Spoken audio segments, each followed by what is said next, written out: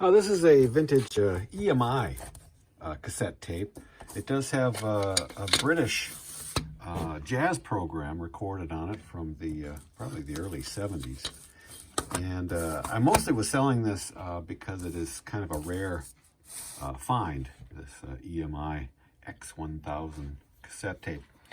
But I had a question the other day. Somebody asked if, or what kind of jazz was on there. Well, I just happened to be out in the shop, so I grabbed it, put it in a cassette player, and listened to it again, and was able to answer his question. It's just a $7 sale, but I guess better than nothing.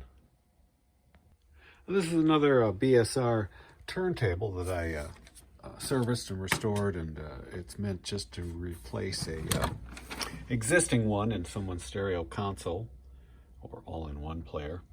These pieces are usually all gunked up with grease, and so that it needs to be disassembled and cleaned with alcohol and re-lubricated. And I sell these for about $185 a piece, which is what this one went for.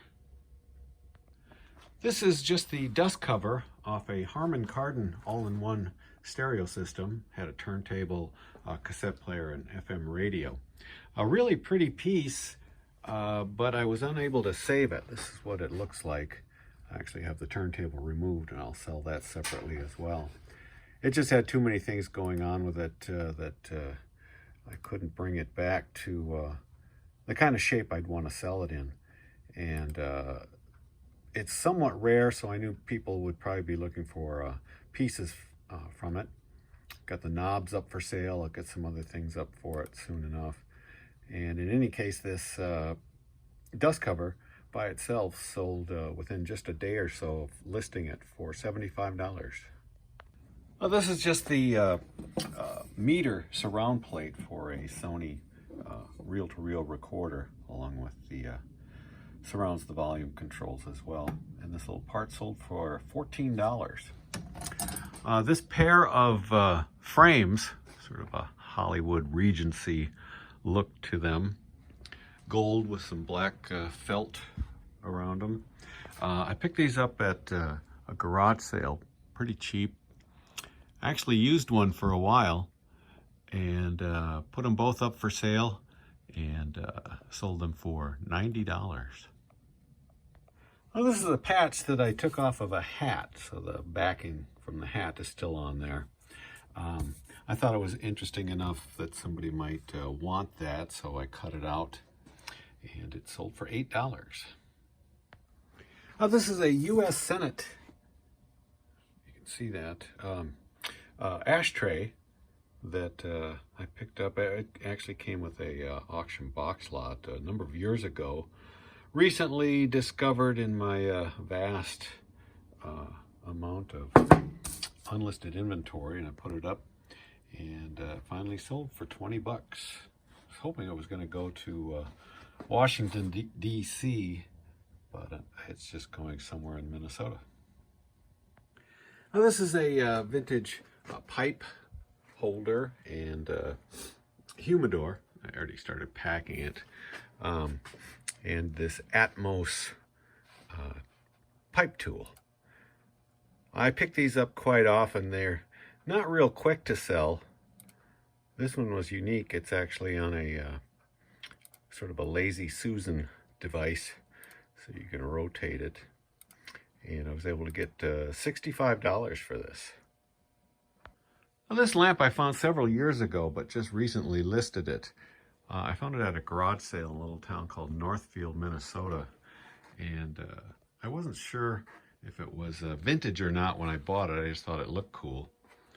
And after researching it, found out it's a Laurel Lamp. They've got a Laurel Lamp company. And I've seen some examples go for pretty good money.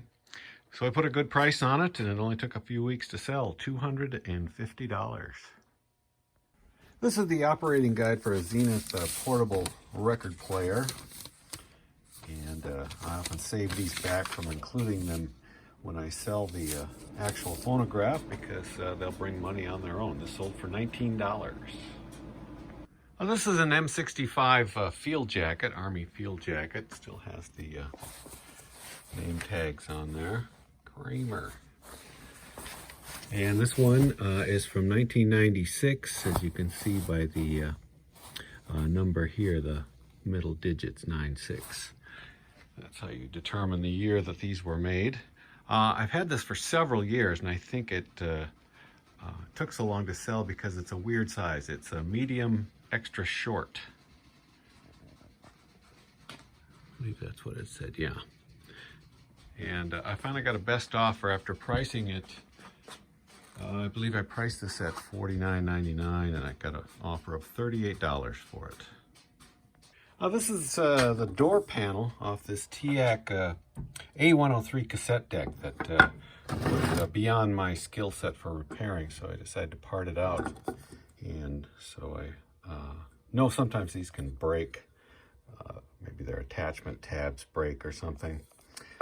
When I pulled it out of the box I had it stored in, there was a scratch on it right there, but a little McGuire's Plastex took care of that scratch. Must have set something on top of it or something. But if you don't have any of this, it's really a nice polish, very mild, but will take scratches out of plastics.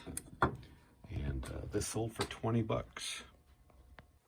This is a still new old stock package of open reel leader tape. People in the reel-to-reel music hobby like to put leader tape on their reels of music.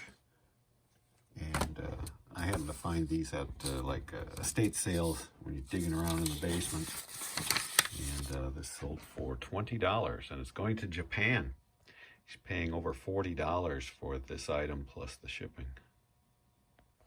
I found this Carhartt jacket on Facebook Marketplace, and even though it's got a lot of stains, it doesn't have any holes or frayed edges.